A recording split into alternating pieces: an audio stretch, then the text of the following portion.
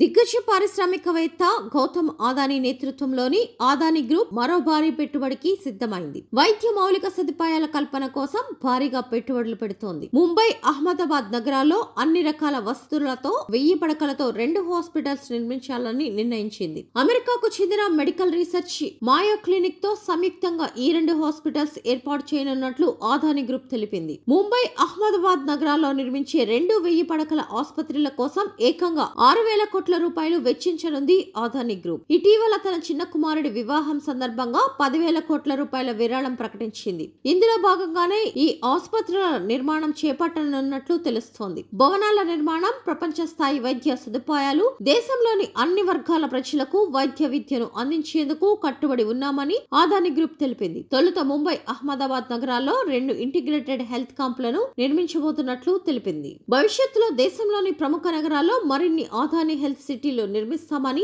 ఈ సందర్భంగా అదానీ గ్రూప్ ప్రకటించింది. అయితే ఎక్కడెక్కడ హెల్త్ సిటీలు నిర్మిస్తామనే విషయాలను మాత్రం వెల్లడించలేదు. ఒక్కో క్యాంపస్ లో 1000 పడకల ఆసుపత్రి, medical college, clinical research, AI technology, biomedical informatics వంటివి ఉన్నాయని అదానీ గ్రూప్ తెలిపింది.